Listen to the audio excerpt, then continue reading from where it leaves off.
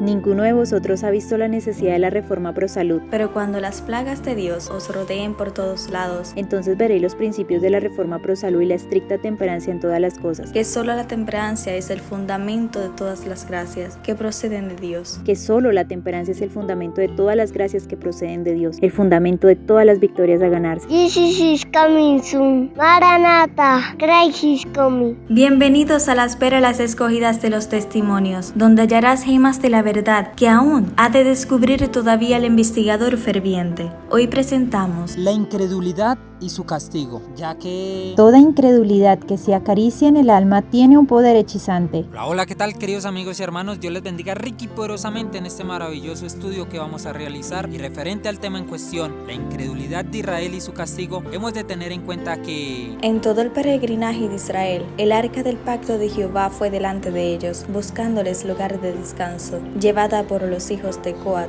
El arca sagrada, que contenía la santa ley de Dios, había de encabezar a la vanguardia. Amén, el carácter de Dios, su voluntad, su santa ley, su presencia era la principal arma contra sus adversarios y aún contra ellos mismos, que debía encabezar este peregrinaje, pero que esta, a su vez, si el pueblo de Israel la seguía muy de cerca, ella los guiaría por los lugares de seguro descanso. Asimismo lo es para nuestro tiempo la santa ley de Dios, es nuestra protección contra los engaños de Satanás en estos últimos tiempos, como también la que nos revela los defectos de carácter, pero que también nos conduce hacia la Canaán celestial, llevándonos día a día a los pies de Cristo, que es el verdadero descanso. En palabras del apóstol Pablo serían: la ley de Dios es el ayo, la guía hacia el mejor lugar de descanso, que es Cristo, el Hijo del Dios viviente.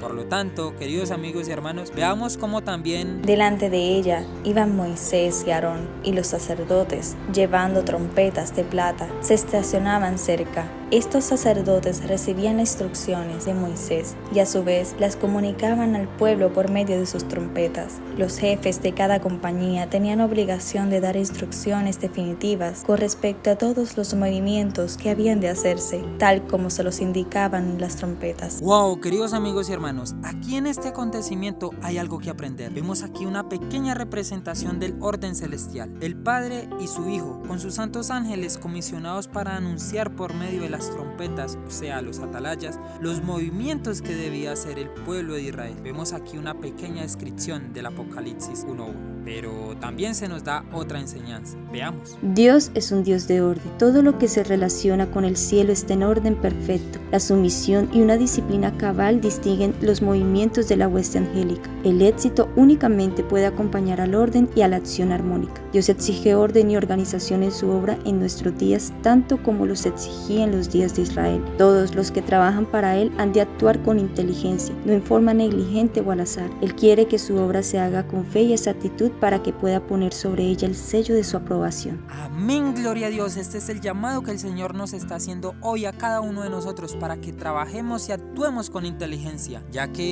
Tal vez tengamos que permanecer aquí en este mundo muchos años más debido a la insubordinación, como le sucedió a los hijos de Israel. Pero por amor de Cristo, su pueblo no debe añadir pecado sobre pecado, culpando a Dios de las consecuencias de su propia conducta errónea. wow, por tal motivo, queridos amigos y hermanos, veamos cuál fue esa insubordinación que hicieron los hijos de Israel, para que nosotros no caigamos en cosa alguna semejante y añadamos pecado sobre pecado y culpemos a Dios. Veamos la historia del pasado. Al sonido de las trompetas, todo el campamento se puso en marcha, llevando el tabernáculo en medio, ocupando cada tribu su lugar bajo su propia bandera, todos los ojos mirando ansiosamente para ver en qué dirección los guiaría la nube. Cuando se movió hacia el este, donde solo había sierras negras y desoladas, un sentimiento de tristeza y de duda se apoderó de muchos corazones, Ya que A muchos les costaba abandonar el sitio donde habían acampado por tan largo tiempo. Habían llegado casi a considerarlo como su hogar. wow, queridos amigos y hermanos, algo para reflexionar aquí. Cuán difícil se hace para el ser humano desprenderse de la comodidad. Cuán difícil se hace escuchar las palabras: deja todo, ven y sígueme. Y fue así como... A medida que avanzaban, el camino se hizo más escabroso. Iban por hondonadas pedregosas y terrenos estériles. Alrededor de ellos estaba el gran desierto. Estaban en una tierra desierta y despoblada, por tierra seca y de sombra de muerte, por una tierra por la cual no pasó varón ni habitó en ella hombre alguno. Los desfiladeros rocallosos, tanto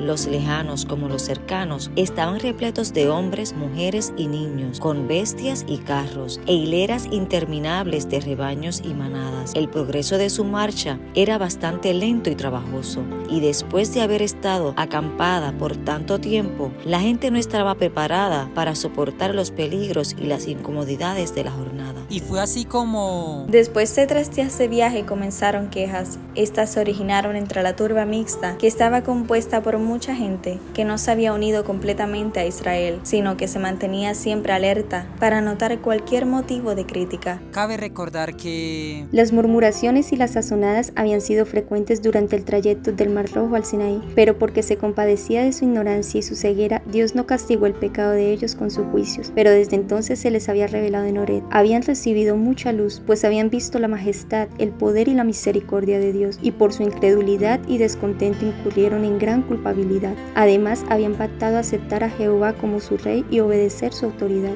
Por tal motivo, sus murmuraciones eran ahora rebelión, y como tal habían de recibir el merecido castigo si se quería preservar a Israel de la anarquía y la ruina.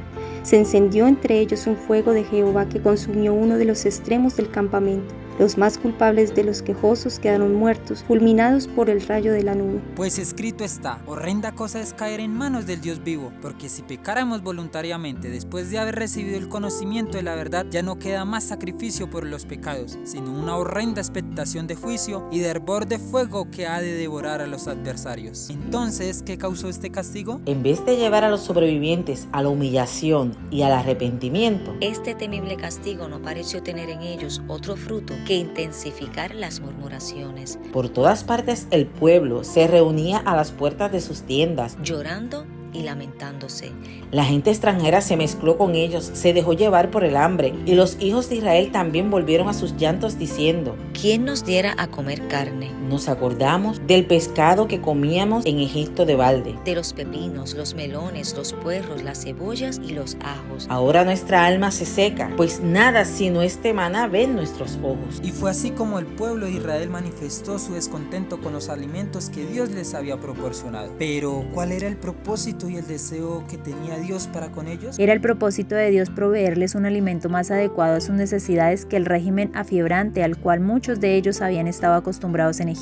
Su apetito pervertido debía ser corregido y devuelto a una condición más saludable a fin de que pudieran hallar placer en el alimento que originalmente se proveyó para el hombre, los frutos de la tierra que Dios dio a Adán y a Eva en el Edén. Por este motivo quedaron los israelitas en gran parte privados del alimento de origen animal. Pero, ¿qué sucedió? Satanás los tentó para que consideraran esta restricción como cruel e injusta. Los hizo codiciar a las cosas prohibidas, porque sabía que la complacencia desenfrenada del apetito tendería a producir sensualidad, y por estos medios resultaría más fácil dominarlos. El autor de las enfermedades y las miserias asaltará a los hombres donde pueda alcanzar más éxito, mayormente por las tentaciones dirigidas al apetito.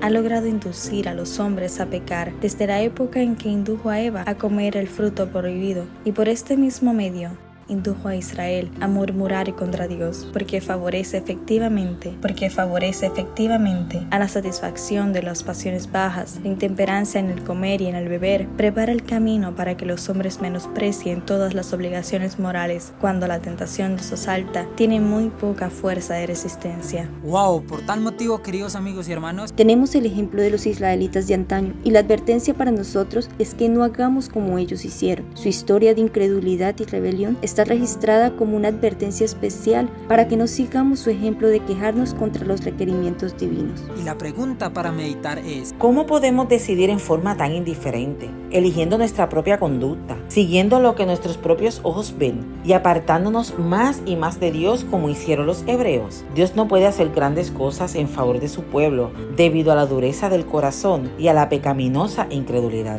¿Y cómo se manifiesta la dureza en nuestro corazón? Veamos. Nuestros hábitos de comer y beber muestran si somos del mundo o si pertenecemos al número de personas a quienes el Señor ha cortado del mundo por medio de su poderosa hacha de la verdad. Estos constituyen su pueblo peculiar, celoso de buenas obras obras. Dios ha hablado en la historia de los israelitas, a quienes no les concedió un régimen a base de carne, para su propio bien. Los alimentó con pan del cielo, pan de nobles comió el hombre. Amén, gloria a Dios. Todas estas historias han sido dejadas y escritas con el fin de que nosotros nos sigamos semejante ejemplo de desobediencia. Por tal motivo, queridos amigos y hermanos, es así como entendemos que Dios no hace acepción de personas, sino que en toda generación los que temen al Señor y obran con justicia son aceptados por Él, en tanto que los murmuradores, los descreídos y los rebeldes no tendrán su favor o las bendiciones prometidas a los que aman la verdad y andan en ella. Los que tienen la luz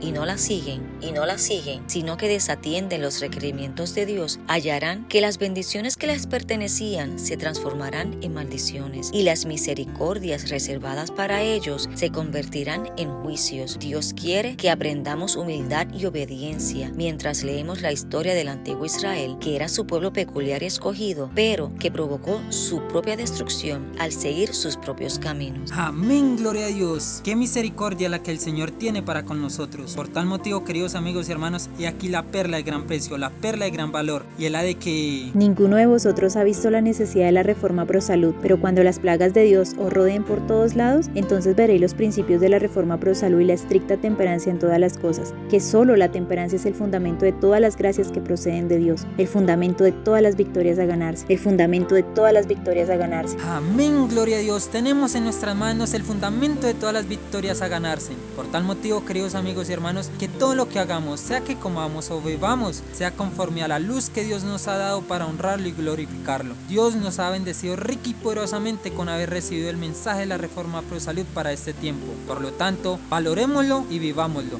No lo despreciemos, porque ya hemos visto el caso del Israel de antaño. Un feliz resto de sábado y una pronta y próxima semana. Nos vemos en un próximo programa. Para aquellos hermanos y amigos que quieran tener la lección de escuela sabática en físico en Colombia, se pueden comunicar al número que aparece en pantalla. Dios les bendiga rica y poderosamente.